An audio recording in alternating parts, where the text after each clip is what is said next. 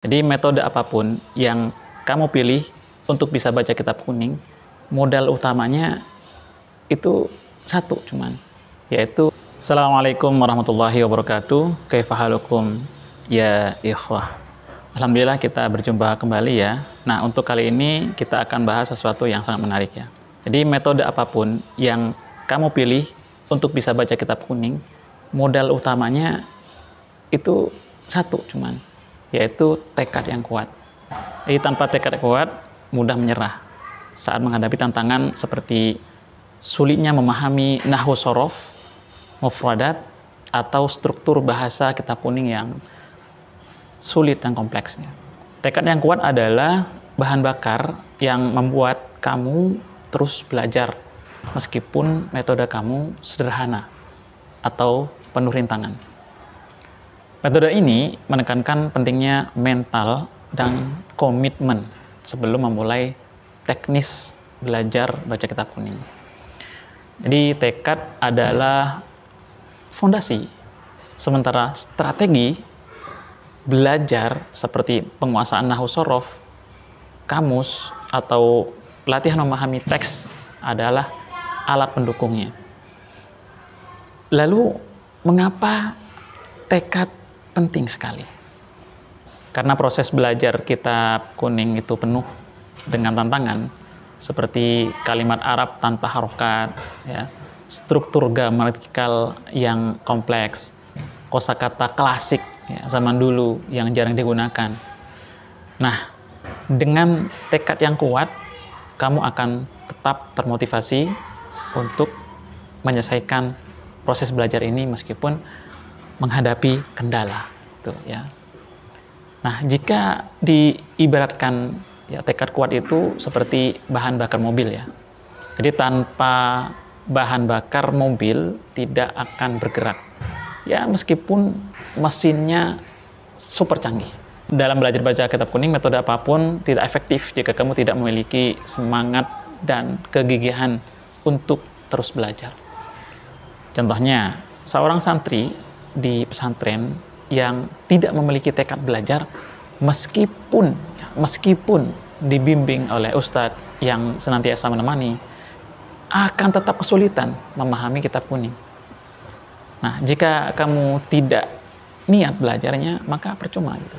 Sebaliknya, seorang pelajar di luar pesantren dengan tekad yang kuat akan mencari sumber-sumber belajar sendiri, berlatih sendiri, terus-menerus hingga akhirnya mampu membaca kitab kuning. Pertanyaannya, apa yang membuat seseorang bisa berhasil membaca kitab kuning meski dengan metode sederhana? Simple. Jawabannya karena dia memiliki tekad yang kuat yang membuatnya konsisten. Konsisten belajar dan mencari solusi atas kesulitan-kesulitan yang ia hadapi. Mengapa tekad yang lebih penting dibandingkan metode? Ya karena metode itu bisa dipelajari atau diganti atau diperbaharui ya. Tapi kalau seseorang yang belajar itu tanpa tekad yang kuat, maka prosesnya tidak akan tahan lama. Jadi tantangan dalam membaca kitab kuning adalah kalimat tanpa harokat, struktur nahwu shorof yang kompleks, dan mufradat klasik. Nah, pahami bahwa tekad adalah modal utama. Tanpa tekad, kamu akan berhenti di tengah saat menghadapi kesulitan. Nah, gabungkan tekad dengan metode. Setelah memiliki tekad yang kuat, pilih metode yang mantap, pilih metode yang bagus untuk kebutuhan kamu. Ya, banyak sekarang metode-metode yang efektif ya untuk belajar baca kitab kuning itu. Salah satunya saya sendiri juga menyusun metode baca kitab kuning. Saya juga membuka grup WA gratis ya, pelatihan baca kitab kuning. Silakan gabung, klik link di bawah ini ya. Jadi kalau digambarkan, tekad itu 70% adalah motivasi. Motivasi untuk belajar konsisten dalam latihan itu adalah tekad. Sedangkan metode itu cuma 30%-nya panduan teknis ya, mempermudah prosesnya. Jadi tekad yang kuat akan mendominasi keberhasilan belajar kamu. Sedangkan metode adalah hanya sebagai alat bantu. Mungkin itu saja yang bisa saya sampaikan. Assalamualaikum warahmatullahi wabarakatuh. Jangan lupa perbesar tekadnya, maka kamu akan berhasil bisa baca kitab kuning.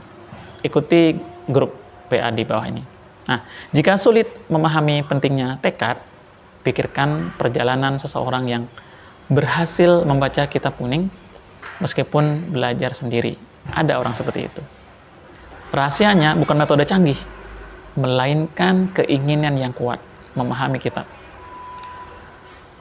Saya juga demikian dulu ya. Saat awal mula belajar baca kitab kuning, modal utamanya niat, tekad yang kuat, dan komitmen mencapai target. Jadi harus ada komitmen. Target saya waktu itu bisa baca kitab kuning dengan lancar. Ya setahun 2 tahun lah. Nah, saya tanya sekarang, apakah kamu pernah merasa ingin berhenti belajar kitab karena sulit? Silakan jawab di kolom komentar di bawah ini. Pertanyaan berikutnya, apa yang membuat kamu terus belajar? Silakan jawab di kolom komentar. Saya ingin tahu, gitu ya. Nanti bisa jadi akan buatkan video yang lebih menarik, ya, lebih bisa memberikan solusi kepada antum semuanya. Seperti itu. Jadi modal utamanya itu adalah tekad yang kuat. Tekad ini adalah yang akan mendorong kamu untuk terus belajar meskipun menghadapi kesulitan. Nah, inilah kelebihannya tekad. Jadi tekad ini adalah intinya. Dengan tekad yang kuat, metode apapun yang kamu gunakan akan menjadi efektif.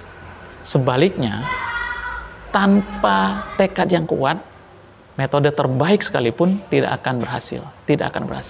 Tekad adalah kunci untuk membuka semua pintu kesulitan dalam belajar baca kitab kuning.